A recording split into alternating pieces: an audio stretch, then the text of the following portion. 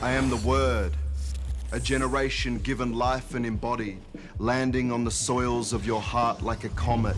I am the word, that which gives solace, gem-studded crown from a rock unpolished. I am spoken into being like a prayer or a promise. I am the word. Listen.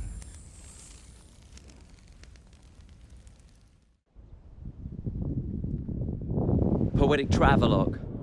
Part 3 finds me artfully winding through on my way, in a southerly pathway driving the Stuart Highway, absorbing a tide of awesome views in my brain, attempting to hear the divine melody the land's beauty is made. What is a poet? To some degree, there's a mystical quality to a poet. Sounds created by the combination of mouth and breath are able to communicate complex ideas to someone else who possesses ears is mind-expanding.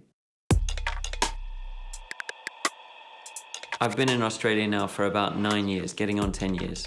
It's the best decision I ever made in my life. Absolutely, no question about it. I really wanted to have a journey in this country. And the agenda of it was to be a traveling poet whose goal is to understand this incredible country. The reality of life in the UK is quite harsh, but there's also a level of conformity that's just staggering. The strictures started to affect my ability to connect with any kind of creativity. I was like, I gotta get out of here. As soon as I arrived in Australia, then went to a couple of hip-hop open mics and saw the standard of rap and just the vibe of the people, the friendliness, the openness, the sense of humor, the intelligence. I was like, this place is amazing. Yeah, check it out. It gets so hectic. Most of these rappers, half of them is schizophrenic.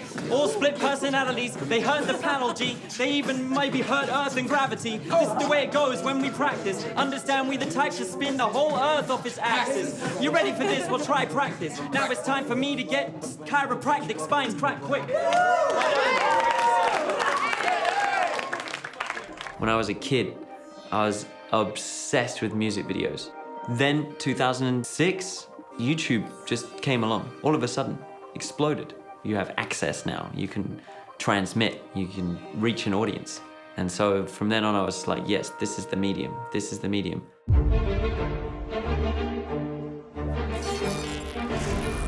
Juice Rap News was a collaboration between myself and Giordano Nanni.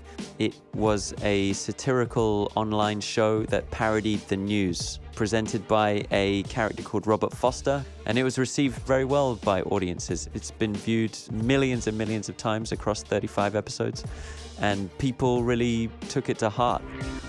Good day, mates. This is Rap News on your radio waves, reporting today on that distant Australian state, where on the 26th of January they annually celebrate a date that they denominate Australia Day. But much as in the US of A with Columbus Day or Canada Day in Canada A, each year a debate takes place as to the way societies built on colonial occupation should celebrate the genesis of their cherished nation. So today we have an Australian correspondent from Channel 9. Can you hear me, Ken Oathcon? Ken Oathcon, how you going? I'm reporting from Australia, coming live at that, providing facts on this amazing day when we take a national holiday off from hard yakka and celebrate with Barbies, beer and char tucker, mates, Eskies, Sheilas, the Torpedo, Vegemite, Miners, Tony Abbott, Short Speeder. I consider myself a patriot. I love Australia. And that means, in my definition, that you don't try to whitewash the crimes of its history. I try to use it to be completely honest about my personal and my ancestors' role in that imperialism. And that's one of the major themes in my poetry and the raps. If you want to show us your support, subscribe to the Being Here YouTube channel. It actually makes a big difference for us. Thanks.